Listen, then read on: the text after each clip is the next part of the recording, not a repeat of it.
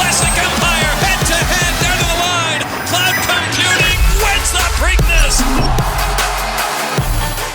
Hi, everybody, and welcome to Spa Babies, presented by Spendthrift. I'm Dan Illman, along with Nicole Russo, and let's kick off Sunday's Pick 6 at Saratoga with race number 5. We take a look at the field.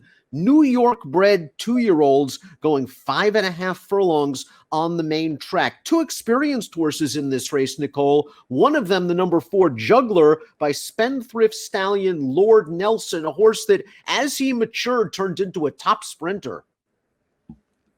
Yeah, you'd certainly expect to see some speed from the Lord Nelson's first crop for that son of Pulpit, who overcame a lot just to stand at stud with Spendthrift nursing him through a bout of laminitis, before he's become a successfully standing stallion.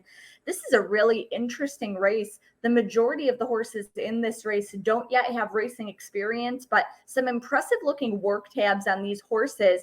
Make sure you download and check out the Clocker reports being produced throughout this Saratoga meet by our colleague Mike Welsh for some insight into not just how fast these horses are working, but how they're doing it. The number 1 is Senbei. I'm expecting some good things from this son of Candy Ride. He sold for $280,000 as a short yearling. And as you can see, he's kin to some fast horses.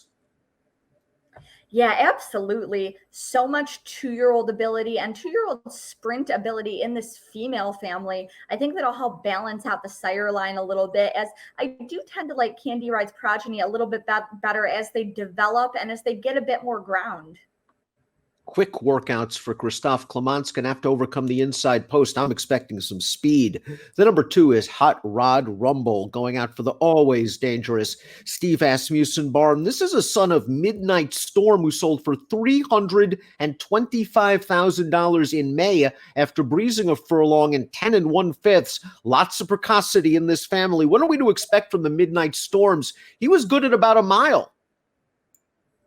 He was, and he was better as he got older. He was a stakes performer on both dirt and turf, so certainly I think he'll be a versatile type of sire.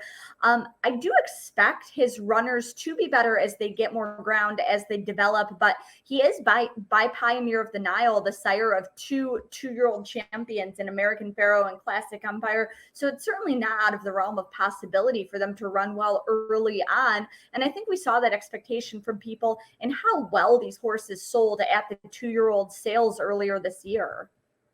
Speed on speed for the pedigree for the 3, Gimmedamoney. This is a son of Central Banker that sold for $30,000 in April after breezing in 10 1. The dam is a half to a multiple stakes winner named Beautiful America. Michael Maker trains. This is a solid speed pedigree from good connections. Very much so. And, Central Banker, a very fast son of Speightstown, really came out firing with his first 2-year-olds in New York. And he's continued on to be one of the top general sires in the state. His offspring run early and they run fast.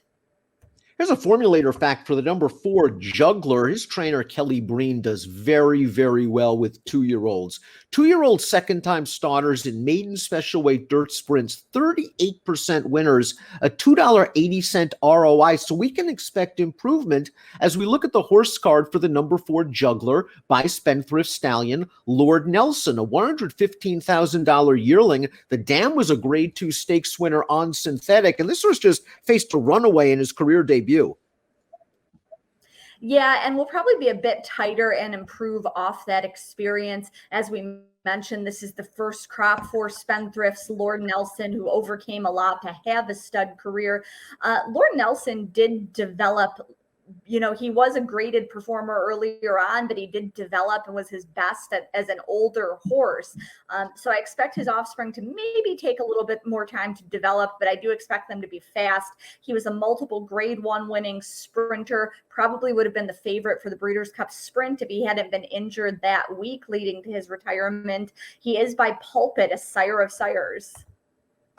Trainer Brittany Russell has done a sensational job with her horses on the Maryland circuit, and it's nice to see her have her string at Saratoga this summer.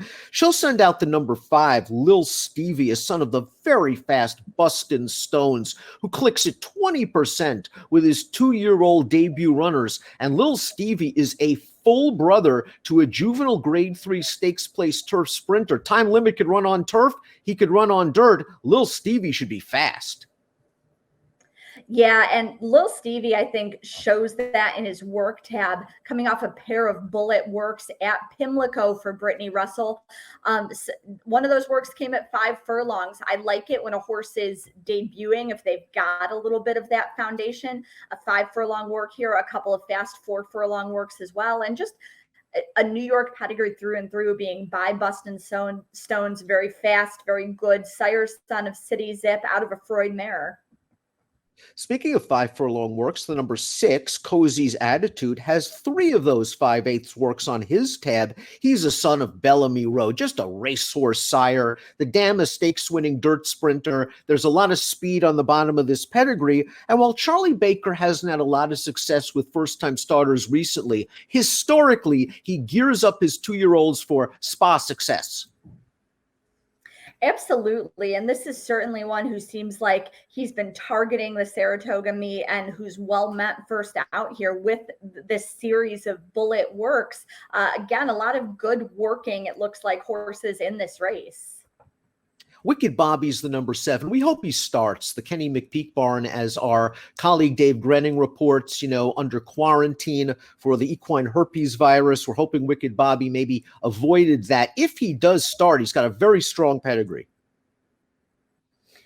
Yeah, by Wicked strong and, a good amount of, dirt mile type speed underneath. Coming from Kenny's barn and looking at that female family, I'm going to think this one might run on well here under Jose Ortiz and might improve with a little bit more experience and possibly a little bit more ground. The most experienced horse in the race completes the field. That's the number 8, Disengage, a son of Courageous Cat, going out for trainer Michelle Nevin. Blinkers are on. I think blinkers might help this horse show a little bit of speed, and he ran into a good 2-year-old in his second start. Witt's going to be the favorite in Saturday's Sanford Stakes. Disengage goes out for a dam that was a true racehorse. Absolutely. She won 15 races. I love those hard-knocking type mares. This one, again, keep an eye on how Witt, the possible favorite, runs in the Sanford on Saturday. This one certainly improved from his first race to his second. And I'm wondering if he'll take another step forward here. Top pick time for our Sunday Spa Baby race presented by Spendthrift. Lil Stevie, Nicole, by Bustin' Stones with a bullet workout down at Pimlico. A couple of bullet workouts as your top pick, Cozzy's Attitude, has as well. I really just couldn't ignore those work tabs. And like I said, I just thought Lil Stevie's pedigree is just rock solid for 2-year-old success in New York by that very good sire Bustin' Stones. As Nicole mentioned, watch the workout report available on DRF.com by Mike Welsh and his great team of clockers. It's going to tell you a lot about this race, and also watch the board. Cozzy's Attitude, just studying his work tab, there's a possibility that he worked in company with one of Charlie Baker's 2-year-olds that won at Belmont with a 70 buyer, a horse named Bourbon's Hope. So keep an eye on the Welsh workout report. I like that Joel Rosario takes them out for Cozzy's Attitude. Nicole gets a Rad Ortiz. 5386 for Nicole, 6815 for me. It's Sunday Spa Babies, and it's presented by Spendthrift.